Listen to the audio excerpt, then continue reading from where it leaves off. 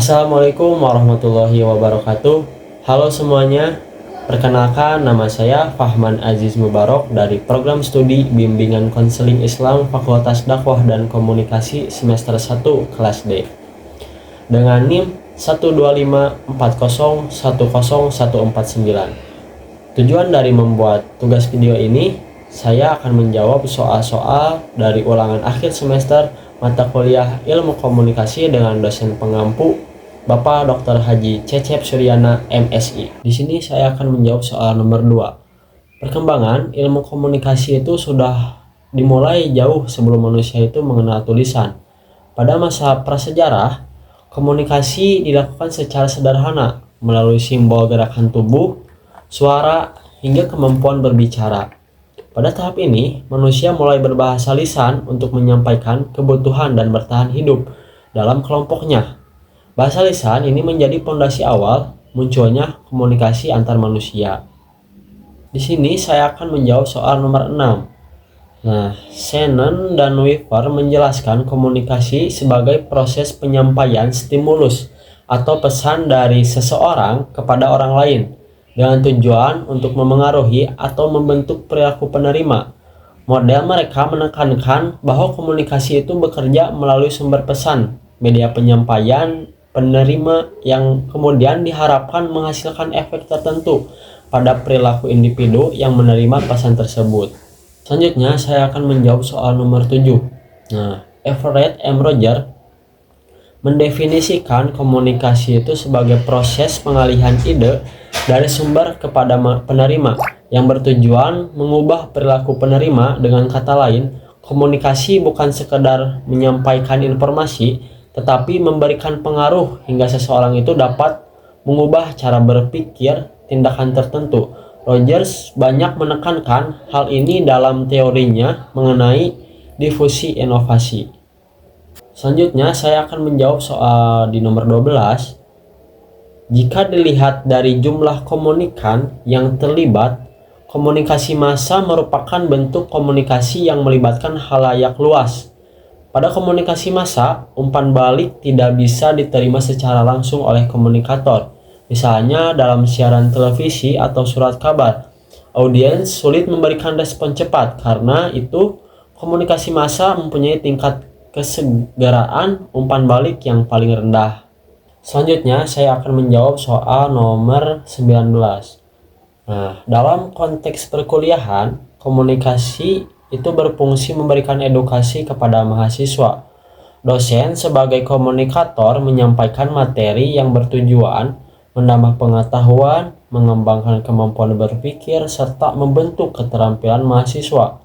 Hubungan dosen dan mahasiswa itu menjadi hubungan edukatif yang menekankan proses transfer ilmu dan pendidikan moral akademik dalam pembelajaran. Selanjutnya, saya akan menjawab di soal nomor 20. Stand up comedy merupakan bentuk komunikasi di mana seorang komedian itu menyampaikan pesan melalui cerita lucu, kritik sosial, atau pengalaman pribadi untuk memberikan hiburan. Komunikasi dalam stand up comedy itu umumnya bersifat satu arah, tetapi tetap melibatkan respon audiens melalui tawa atau reaksi spontan. Tujuannya itu untuk membuat penonton itu merasa terhibur. Selanjutnya, saya akan menjawab soal nomor 21. Menurut Albert Mehrabian, makna pesan dalam komunikasi antar pribadi dipengaruhi oleh 3 unsur, yaitu kata-kata verbal, vokal, dan non-verbal. Mehrabian menyatakan bahwa hanya 7% makna pesan disampaikan melalui kata-kata verbal, 38% melalui vokal atau cara berbicara, dan 55% itu melalui ekspresi wajah serta bahasa tubuh. Artinya, aspek nonverbal itu memiliki pengaruh lebih besar dalam pembentukan makna pesan. Selanjutnya, saya akan menjawab soal nomor 22. Para bahasa merupakan bagian dari komunikasi nonverbal yang berkaitan dengan bagaimana pesan itu diucapkan, bukan pada kata-katanya. Para bahasa meliputi nada suara, tempo bicara, tekanan, dan intonasi yang digunakan pembicara. Hal ini membuat satu kata yang sama dapat memiliki makna berbeda, tergantung bagaimana cara seseorang itu menyampaikannya. Selanjutnya yaitu soal nomor 28. Gangguan komunikasi dapat terjadi karena adanya perbedaan persepsi antara komunikator dan penerima pesan. Perbedaan persepsi ini disebut gangguan psikologis karena berkaitan dengan cara berpikir, pengalaman, latar belakang, dan cara seorang itu memaknai pesan. Ketidaksamaan persepsi ini dapat menyebabkan pesan itu tidak diterima sesuai dengan maksud komunikator. Yang terakhir, saya akan menjawab soal nomor 33. Fungsi komunikasi instrumental adalah fungsi komunikasi yang berupaya memengaruhi seseorang agar mau melakukan sesuatu sesuai harapan komunikator. Fungsi ini biasanya mengandung unsur persuasif, yaitu mengajak, membujuk, atau bahkan memerintah. Contohnya dapat ditemukan pada iklan, pidato, kampanye, atau ajakan untuk melakukan tindakan tertentu. Di sini saya akan menyampaikan narasi tentang ayah. Sejak fajar belum sempat membuka cahaya, ayahku sudah lebih dulu terjaga.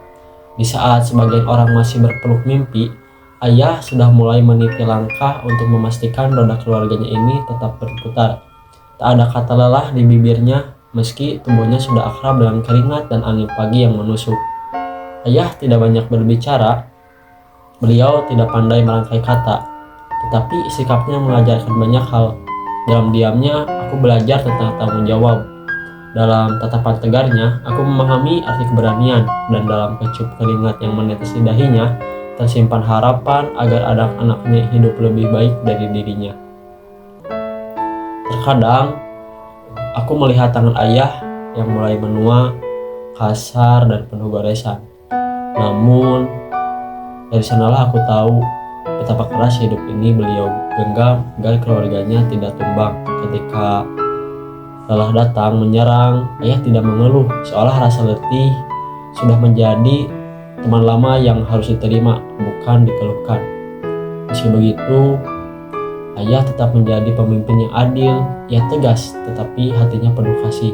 Ia tidak pernah memaksa kami menjadi seperti kemauannya, namun selalu mengarahkan pada pilihan terbaik.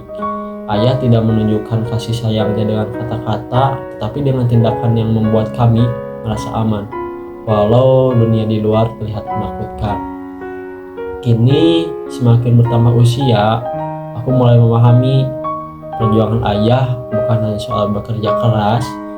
Ia menjaga keluarga bukan hanya dengan tenaga, tetapi dengan doa yang mungkin tak pernah kami dengar, namun terus mengiringi setiap langkah kami. Ayah adalah pemimpin yang tidak pernah meminta penghargaan. Ayah hanya ingin melihat kami tumbuh menjadi manusia yang baik, dan itulah hadiah terbesar yang ingin ia lihat sebelum menutup perjalanan panjangnya sebagai nahkoda keluarga. Sekian yang dapat saya sampaikan. Mohon maaf atas segala kesalahan dan kekurangan. Wassalamualaikum warahmatullahi wabarakatuh.